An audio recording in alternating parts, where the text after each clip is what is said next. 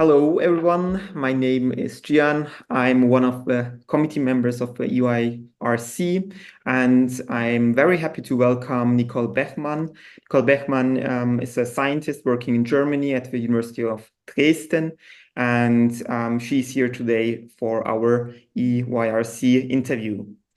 Nicole, thank you very much, first of all. And we have met last week at the ESE Summer School in Austria, and you had a wonderful and very inspiring talk. And I will not tell the topic, but you will introduce yourself in a minute.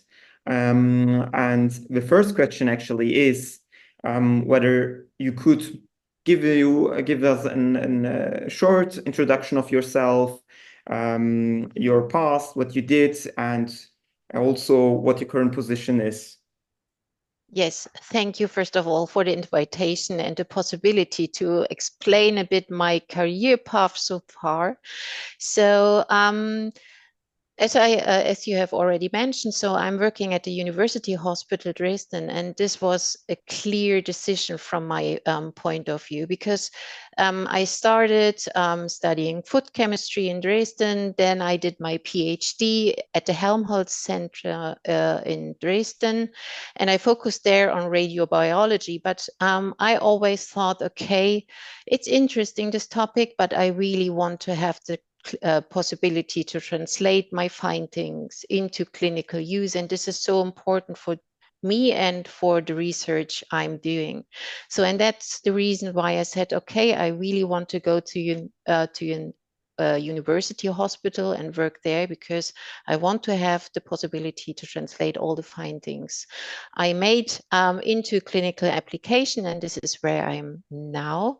So I started now 8 years ago in the lab of Professor Eisenhofer here in the clinical neurochemistry unit. And the main focus since then is on catecholamine metabolism and the adrenal as an organ of focus, let's say it like this. And it's quite interesting because I think the adrenal connects a lot of different issues. We have two different hormone systems.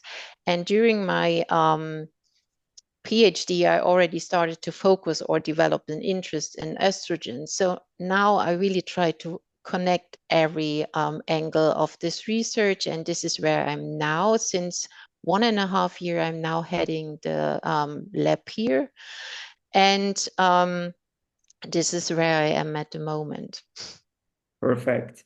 You already gave a fantastic talk last week, and if you could summarize just in a few sentences, I know it is always challenging to summarize such talks, but the main research you are doing, and also give us an overview about future projects which might also enter clinical practice.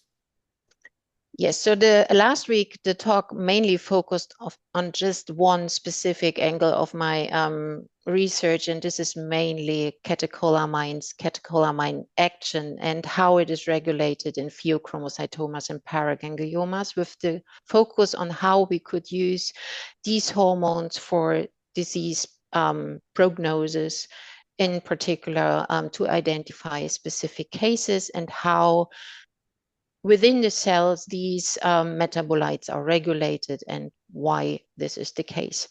So if you want to summarize my research, I'm really focused on the pathomechanisms involved in tumor formation and tumor progression, and how this whole process is modulated by hormones. And when we talk about future projects, I strongly now will focus on sexual dimorphism of the adrenal gland, because I think what we missed the last couple of years in medical practice is we really ignored the sex of our patient.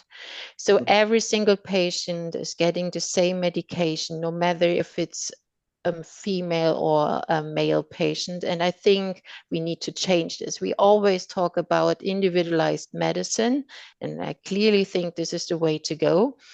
But for now, we even don't consider the differences between sex. And this is where my focus will focus on in future. So we really want to understand what are the mechanisms behind sexual dimorphism in the adrenal diseases, and in particular also how the therapy response differ between both sexes, because I think we need to medicate or treat our patients also dose-wise different between both sexes. So this is really where I want to go and where I really will, or where I will go. And I think there is a lot of things we can do there.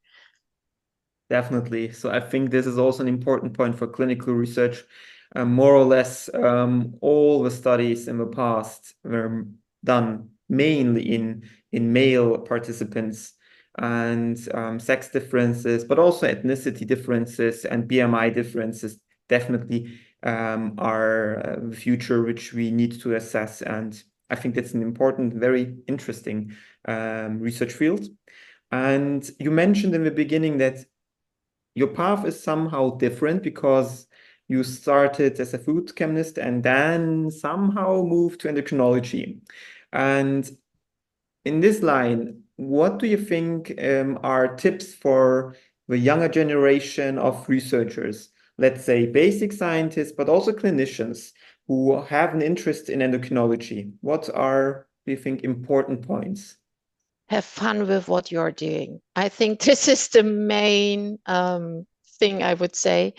I enjoy this work so much. Of course, it's hard sometimes. You have to work a lot. It's a lot of pressure because you have to publish, you have to have grants and so on. But you just need to enjoy what you're doing, and then it's somehow working at the end. And I think what helped me a lot, because of course I'm also struggling sometimes, is talk with colleagues, talk with colleagues also from outside, because most of the time you're just explaining your issue or your problem or your fears, your focus you have at the moment. Because for me, I have no permanent position, but if you talk to someone and you listen to someone who explaining a similar issue, that he's also struggling with that, this helped me a lot to see, okay, I'm not alone, and maybe this is normal at this stage, and I think there will be a solution. And as far as I can say, and that's the reason why I maybe enjoy endocrinology so much, it's a really supportive environment. It's not so competitive. Everyone wants to work with each other. Everyone is talking with each other and is supportive. And I think this is how science should work. And I think this is maybe somehow my advice. Just enjoy, just talk with people, and then the rest will work out fine, I guess. Definitely. I think also the endocrine community is a quite collaboration-friendly environment. And I think this is also reflected in your case because I think you're coordinating now the experimental research meeting in Germany, right? Yes, because we formed a new section within the German Society of Endocrinology, the experimental endocrinology, and it's such a nice work to do, because first of all, everyone is interested, everyone is supportive, and you can really move things together forward. It's just a matter of getting started these things, and this is what I really like, because if you start, there are always coming more and more people on board and say, yes, cool, it's a cool idea, let's do this together. And this is what I really enjoyed on our research environment in endocrinology. Perfect. Thank you, Nicole, for this nice interview. And if someone is interested in experimental endocrinology, I think the best way is to meet you at the meeting in Germany then. I think do not hesitate to contact her. She will definitely be very happy, I guess. Yes, always write me an email. It's Perfect. I'm absolutely happy to support everyone and answer every question you have. Just contact me. Perfect. Thank you then. Thank you for having me. Bye.